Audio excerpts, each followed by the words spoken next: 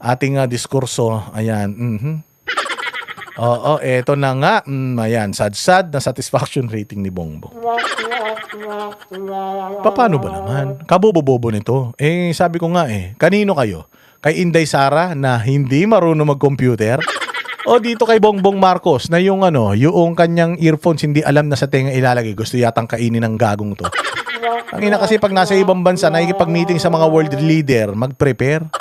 Wag naglalasing, sumisinghot ng usok.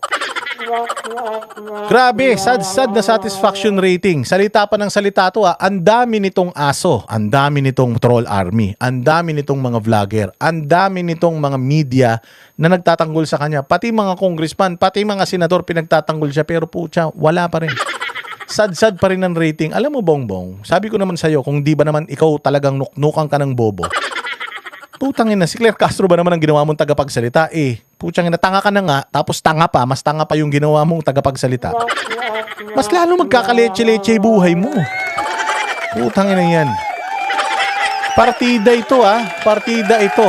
Police, sundalo, troll army, media, aktivista, makakaliwa, mga mababantot na mga congressman at mga senador na mga abnormal.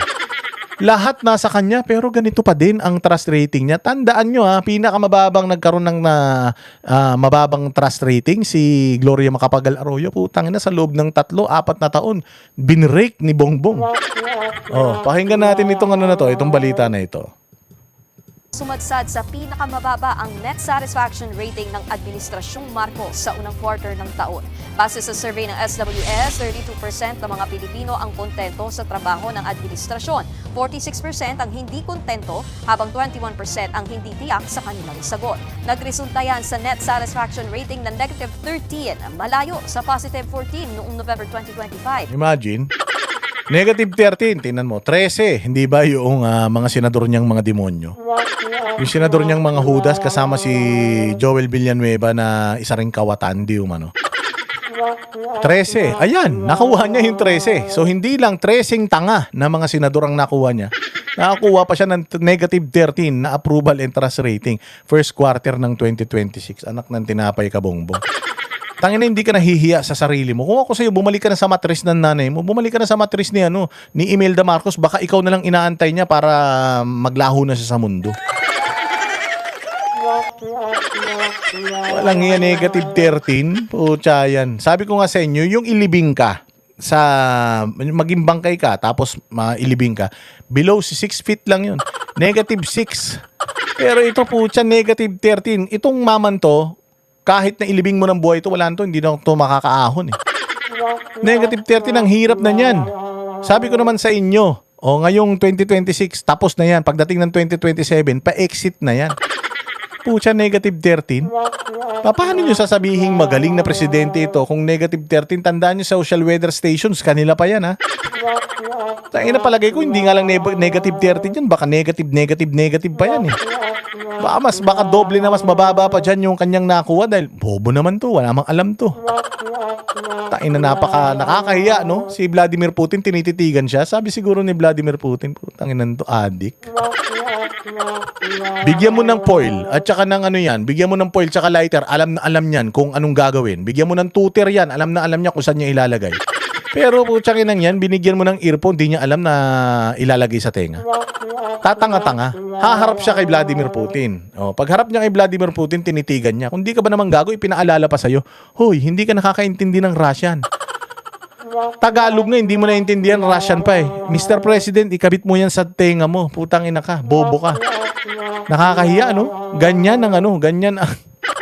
Ganyan ang nagre-representa sa natin, tululaway tsaka bulul. Ayop. Record low ito, hindi lang para sa PBBM administration, pinakamababa rin yan sa loob ng 16 na taon. Pinakamababa sa loob ng 16 na taon. Pinakamababa sa loob ng 16 na taon. Alam nyo ba na pinakamagnanakaw din yan sa loob ng napakahabang panahon? Magnanakaw yung tatay niya tsaka yung nanay niya, nahinto ng bahagya yan. Magnanakaw pa rin yung mga pumalit, pero pucha yan. After how many years, sumulpot itong putang ina nito naging presidente at mas malala. Mas malala. So, siya na ang pinakamababa sa loob ng 16 na taon Walang Diyos, siya pa yung pinakamagnanakaw.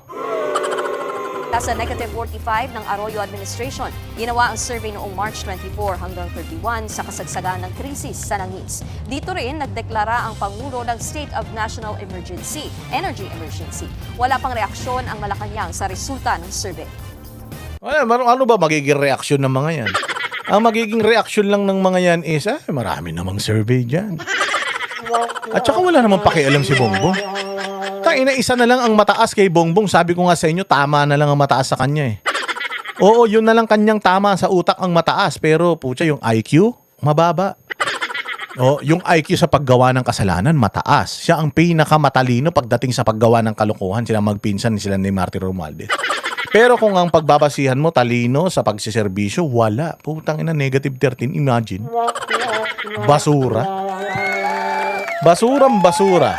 O ngayon, negative 13. Pinakamababa sa loob ng 16 na taon. Mas mababa pa kaysa kay Gloria Arroyo. Tandaan ninyo, si Gloria Arroyo may Hello Garci. Diba? Hello Garci. May mga ganun siya. Yung mga pandurugas nila sa eleksyon. O, kita nyo. Pinakamababa pa siya ron. Hindi pa napapanagot yan sa lahat ng mga kasalanan niya sa bayang Pilipinas. Siya na ang pinakamababa. Isa lang ibig sabihin yan. Hindi effective si Claire Castro, hindi effective yung pakikipag-partner niya sa mga komunista, hindi effective yung pakikipag-partner niya sa mga makakaliwa, hindi effective mga bossing yung pakikipag-partnership niya at pagmamanipulate niya sa Congress and sa Senate. Hindi yun. Hindi yun nakatulong sa kanya bagkos yun pa nga ang reason kung bakit etong ulul na ito. Alam mo niya. Talagang below 13. Walang hiya na yan. Kami ang boses ng masa, hindi natatakot. Katotohanan lang, di kami nalulunod. Walang bahid ng sismis, lahat ay totoo. Kahit sino ka pa, pag mali ka, babanatan ka. Walang pinipili kulay, wala kaming kinikilingan. Basta para sa bayan, kami lalaban. Pag tama palapakan, pag mali banatan. Di matitinag, di matatakot, para sa bayan tuloy ang sigaw. Sa harap ng kamera, walang halong takot. Mga baluktot, lahat kayo'y tutumba. Ang hustisya at totoo, yun lang ang mahalaga. Kahit sinong harang, di kami matitinag. Walang pinipiling kulay, wala kaming kinikilingan. Basta para sa bayan, kami lalaban. Pag tama palapakan, pag mali banatan. Di matitinag, di matatakot, para sa bayan.